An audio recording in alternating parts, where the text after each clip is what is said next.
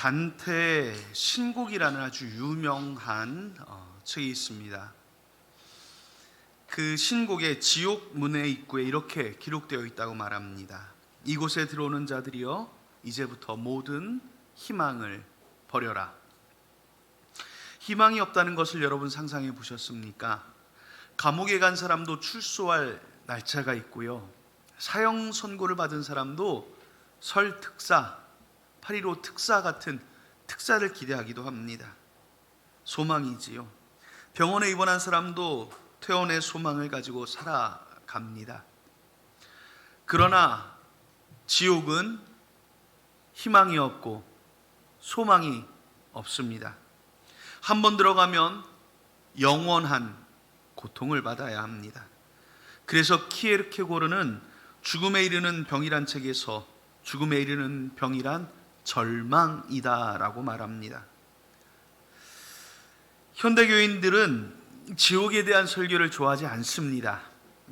그런데 딕슨 목사님이 말하기를, 만일 우리가 강단에서 지옥에 관한 설교를 더 많이 했다면 우리 사회에서 지옥과 같은 현상은 더 적어졌을 것이다 라고 말하기도 했습니다. 드와이트 무디라는 유명한 전도자는 지옥에 대한 설교를 할 때마다 항상 눈물 가득 고였다고 합니다. 최후의 추수 때 모르고 어리석게 살아가는 불쌍한 영혼들을 생각할 때마다 너무나 가슴이 아팠기 때문입니다. 지옥에 갈 영혼들을 생각하고 울었던 무디의 그 눈물이 저와 여러분들에게도 있어야 합니다. 예수님께서는 지옥에 대해서 무려 11번 말씀하셨습니다. 예수님께서는 몸은 죽여도 능히 영혼을 멸하지 못하는 자들을 두려워하지 말고 몸과 영혼을 지옥에 멸하는 자를 두려워하라고 말씀하셨고, 거기는 구더기도 죽지 않고 불도 꺼지지 아니하리라 말씀하셨습니다. 2025년 우리의 실천 목표 세 번째는 전도의 열매를 맺겠습니다입니다. 우리가 복음 전하는 이유를 알아야 합니다. 어떤 분들은 예수님 믿고 복 받으라고 복음을 전합니다. 또 어떤 분들은 예수님 믿으면 가정이 화평해진다고 합니다. 다 맞는 말입니다. 그러나 가장 근본적인 이유는 그들을 지옥에서 구원하기 위해서 우리는 복음을 전해야 합니다. 구원한다는 말이 무엇입니까? 지옥 가지 않도록 하겠다는 말입니다. 예수님께서 이 일을 위해 이 땅에 오셨고 십자가를 지시고 가셨습니다. 부모가 자기 자녀가 불구덩이에 들어가는 것을 보고 태연히 보고 있을 사람이 어디 있겠습니까? 자식을 사랑하기 때문에 모든 방법을 통원해서라도 막아낼 것입니다. 전도가 바로 그런 것입니다. 천국과 지옥을 깨달은 사람은 안타까운 마음으로 복음을 전하게 되어 있습니다. 로베르 장군이라는 유명한 영화가 있습니다. 독일 나치에 저항하는 이야기인데 저항군들이 사형을 받게 되었습니다. 끌려온 한 젊은이가 소리를 지릅니다. 나는 아무것도 하지 않았습니다. 저는 저항한 적이 없습니다. 나는 독립군이 아닙니다. 나는 평범한 시민입니다. 나는 아무 일도 하지 않았습니다. 내가 왜 죽어야 합니까? 그러자 그 옆에 있던 저항군이, 같이 죽어가던 저항군이 이야기합니다. 그래서 네가 먼저 죽어야 한다. 전쟁은 오랫동안 계속되었다. 민족은 커다란 위기에 빠졌으며 우리의 많은 선조들이 초계와 같이 생명을 버리며 민족을 살리기 위해서 죽어갔다. 그런데 너는 아무 일도 하지 않았다. 그래서 네가 먼저 죽어야 한다 라는 명언을 남깁니다. 오늘날 많은 사람들이 우리의 무관심 속에서, 영적 무관심 속에서 죽어가고 있습니다. 전도는 생명을 살리는 일입니다. 그저 복받는 차원이 아닙니다. 전도하면 복받지요. 그러나 그것이 아니라는 것입니다. 그래서 이 일은 있는 힘을 다해 해야 하는 일이고, 다른 일을 제쳐놓고 무엇보다 먼저 해야 하는 일입니다. 전도는 또한 쉬지 않고 해야 할 일입니다. 어느 날 한번 마음 먹고 하는 것이 아닙니다. 전도는 능력이에요. 능력 받아야 합니다. 전도는 누가 많이 하느냐가 중요한 거 절대 아닙니다. 많은 교회에서 전도 대회 한다고 그러는데 전도는 대회가 아니에요. 예수님의 유언을 따르는 일이요, 생명을 살리는 일이라는 사실을 우리가 깨닫게 되기를 간절히 바랍니다. TV에 어떤 장수 무대 같은 프로그램에서 있었던 일입니다. 90대 노인이 나오셔서 마이크를 잡으셨습니다. 아나운서가 아유 할아버지, 장수의 비결이 무엇입니까? 묻습니다. 그 노인은 장수의 비결은요, 하더니 거기서 쓰러져 죽어버렸습니다. 인생은 내일을 모르는 존재입니다. 언제 어떻게 된다고 하더라도 후회 없이 살아야 하지 않겠습니까? 오늘의 본문의 부자는 후회가 너무 많았습니다. 온통 후회뿐입니다. 그런데 그 후회는 어때요? 이미 늦은 겁니다. 본문의 부자는 자색 옷을 입고 호의호식하며 살았습니다. 자색 옷이란 당시 왕족들이 입는 옷입니다. 한 벌에 3만 달란트 정도 했다고 추정을 합니다. 3만 달란트가 얼마나 되는 돈이냐면요, 3만 명의 노동자가 일해야 하는 품삯입니다. 그런데 이와 대조적으로 부자의 문 앞에는 나사로라 하는 거지가 살았습니다. 나사로는 부자의 상에서 떨어지는 찌끄러기로 먹고 살았어요. 당시의 부자들은 빵을 떼어 빵 조각으로 손을 닦았다고 합니다. 율법에는 손을 닦지 않고 식사를 하는 것이 죄이기 때문에 이들은 빵 조각으로 자신 손톱에 있는 것들을 닦아내고, 소스들을 닦아내고 그것을 상 아래 버렸습니다. 그런데 나사로는 그걸 주워 먹고 살았다는 거예요. 먹을 것을 좀 나눠주면 어떻습니까? 그런데 손을 닦고 버린 빵 조각을 먹고 살았습니다. 부자에게는 자비가 없었어요. 심지어 헌대를 알았다고 합니다. 어찌나 지독한 피부병을 앓은 것으로 보입니다. 그래서 피부병의 정도가 얼마나 심한지 개들이 와서 그 상처를 핥았다고 합니다. 고통스러운 날들을 살았습니다. 그런데 부자도 죽고 나사로도 죽었습니다. 다 죽는 날이 있다는 거지요. 그런데 부자는 지옥으로 갔고 나사로는 천국으로 갔습니다. 또한 우리에게 죽을 날말이 있는 게 아니라 가는 곳도 있다는 말씀입니다. 부자가 왜 그곳으로 갔습니까? 부자이기 때문에요? 아닙니다. 아브라함과 야곱, 욥, 다윗 모두 다 부자였습니다. 부자가 잘못된 것이 아닙니다.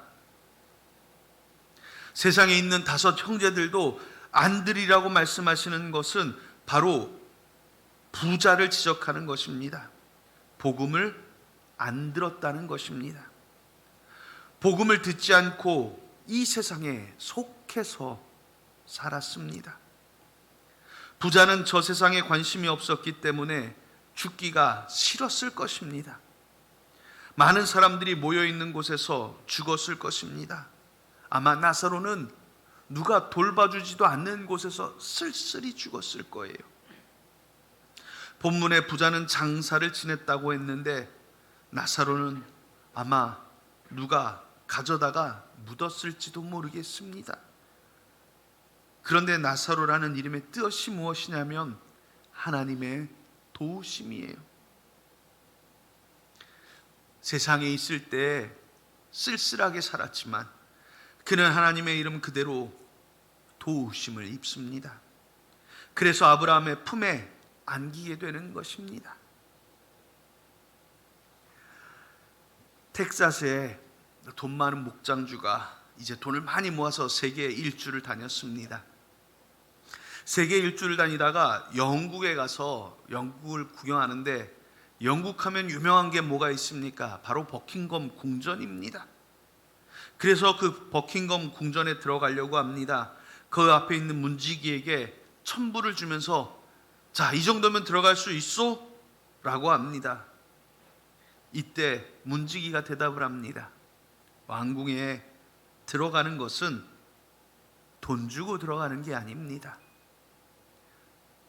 왕의 초청을 받으면 $1 없어도 들어갈 수 있으나 초청을 받지 아니하면 수만 불을 내어도 못 들어갑니다 라고 대답을 했다고 합니다. 천국도 그래요. 예수님의 은혜만 입으면 빈손 들고 들어갑니다. 하지만 내가 가진 모든 것을, 아무리 많은 것을 주어도 들어갈 수 없는 곳이 천국입니다. 부자는 지옥에 떨어져 고통을 당하며 아브라함에게 호소합니다. 나사로를 보내어 손끝에 물을 찍어 내 혀를 좀 죽이도록 해주십시오.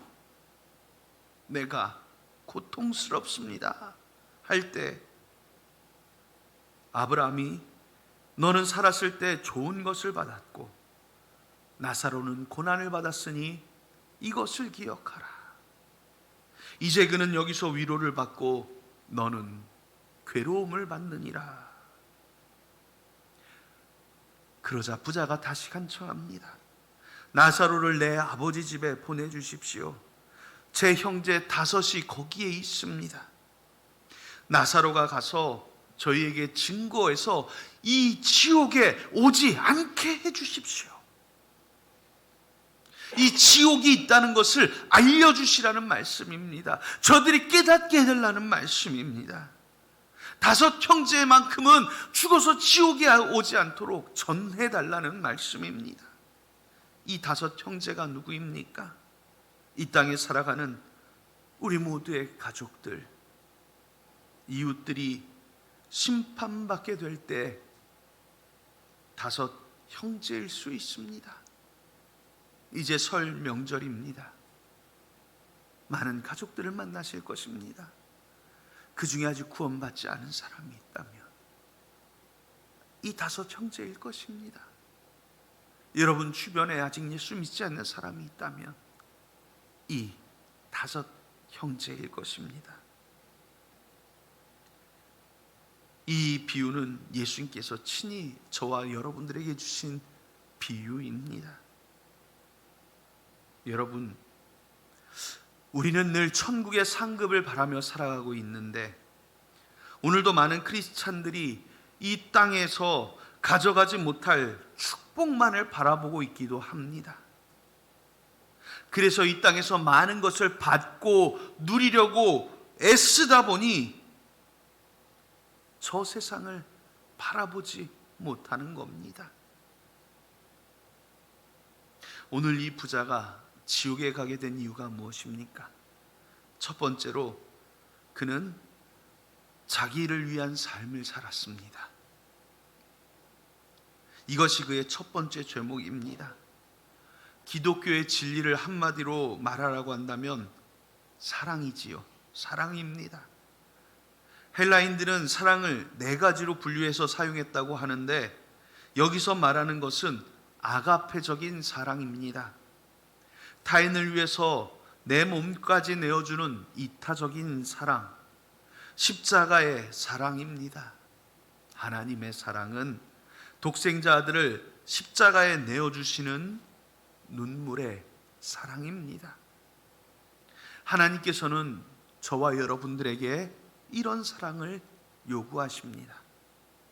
이웃을 위하여 살라는 것입니다. 이웃을 사랑하라는 것입니다. 그래서 한 율법사가 예수님께 제일 큰 계명이 무엇입니까?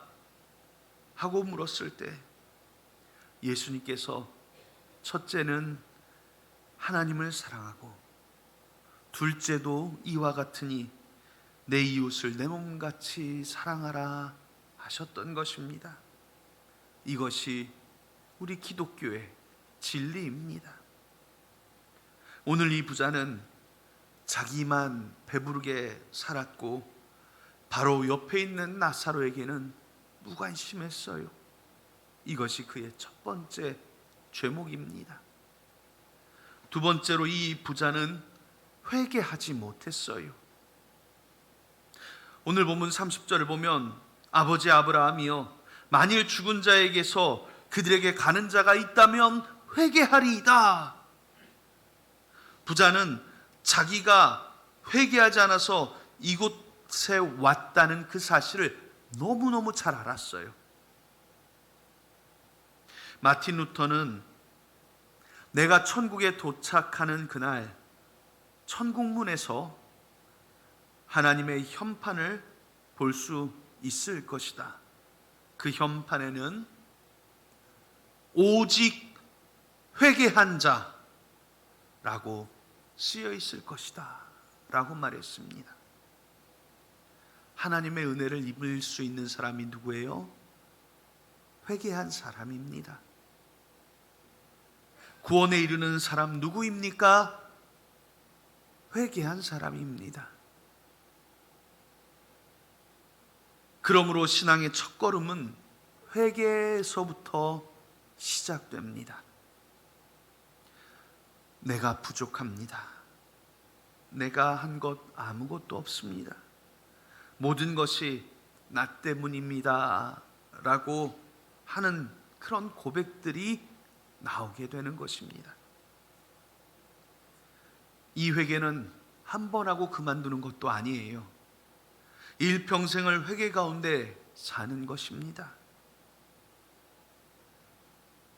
지방교회로 알려져 있는 어떤 이단에서는 이 회개가 필요 없다고 가르치기도 합니다. 이것은 성경을 잘못 이해해서 그렇습니다. 바울도 베드로도 회개하면서 살았고 다윗도 회개하면서 살았습니다. 이 회개는 내가 구원받지 못할까 하는 그런 두려움에서 하는 회개가 아닙니다. 내가 하나님을 더 사랑하지 못하고 하나님의 뜻에 순종하지 못한 것에 대한 회개입니다. 오늘도 하나님께서는 이웃사랑을 명령하고 계신데 우리가 그렇게 사랑하지 못한 것입니다. 복음을 전하라고 했는데 복음을 전하지 못한 것입니다. 부자는 이 땅에서는 교만하게 살았습니다마는 그의 이름도 기억되지 않고 있어요. 전승에 의하면 부자의 이름이 다이브스라고 전해 내려오기도 합니다만 거지였던 나사로의 이름은 성경에 명확하게 나와 있습니다만 부자의 이름은 성경에 없습니다. 그것은 천국 명부에 그의 이름이 없다는 말입니다. 이것이 중요합니다. 세상에서 이름 내고 사는 것 중요합니다. 그러나 그런 이름 하나 없어도 천국 명부에 생명책에 여러분의 이름이 반드시 기록되어 있어야 할 줄로 믿으시기 바랍니다. 마지막으로 복음의 씨를 열심히 뿌리시기 바랍니다. 부자는 지옥에서 자기 5 형제에게 전도해 줄 것을 요청하고 있습니다. 아브라함이 그들에게 선지자들이 있지 아니하냐 하자 그렇지 않습니다. 죽은 나사로가 살아나야 다시 가서 이야기해야 형제들이 믿지 않겠냐라고 대답을 합니다. 그런데 아브라함은 아니다. 모세와 선지자에게 듣지 아니하면 죽은 나사로가 가도 믿지 아니할 것이다 라고 대답을 합니다. 이것이 성경이 말씀하는 인간입니다. 지금 하나님의 말씀을 듣지 아니하는 사람은 어떤 기적이 일어나도 하나님을 또 믿지 않을 것이라는 것입니다. 이것이 성경이 말씀하는 인간입니다. 지옥에서 부자는 자기 5 형제에게 이 사실을 알려달라고 간절하게 요청하고 있습니다. 오늘 지옥에 있는 사람들의 요청이 무엇입니까? 오늘의 교회가 복음 전파의 사명을 다해 줄 것을 요구하고 있는 것입니다. 교회의 제일 큰 사명은 지옥에 떨어지는 영혼을 건져내는 일입니다. 이 땅에서 여러분이 할 수 있는 최고의 일이 무엇입니까? 전도입니다. 이 땅에서 여러분들이 할 수 있는 최고의 사랑이 무엇입니까? 전도입니다. 이 땅에서 하나님께서 명하신 최고의 일이 무엇입니까? 전도입니다. 이 사실을 깨달아야 하나님의 마음을 안 것입니다. 이 사실을 깨달아야 십자가의 사건을 이해한 것입니다. 여러분이 꼭 구원해야 할 생명이 여러분 주위에 있습니까? 혹시 나의 무관심 가운데 있는 생명이 있습니까? 여러분 주변에 부자와 같은 영혼이 있습니까?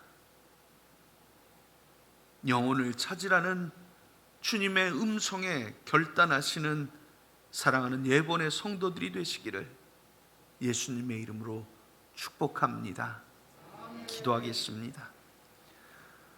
하나님, 우리에게 맡겨주신 최고의 사명 전도에 힘쏟는 2025년 되기를 원합니다. 우리에게 맡겨주신 이 사명에 순종하여 주의 복음 전하고 하늘의 열매 맺는 사랑하는 우리 성도들 되게 하여 주시옵소서. 우리를 통하여 하나님 나라가 확장되어져 가고 죽어가는 영혼들이 구원받으며 더 많은 사람들이 예수 그리스도의 이름으로 축복받게 되기를 소망하오니 우리 이번에 성도들 더욱 힘을 내어 하나님 나라 확장 사업에 힘쏟게 하여 주시옵소서. 주의 나라를 전하는 이 귀한 사역에 우리를 불러주심에 감사하며 예수님의 이름으로 기도드립니다. 아멘.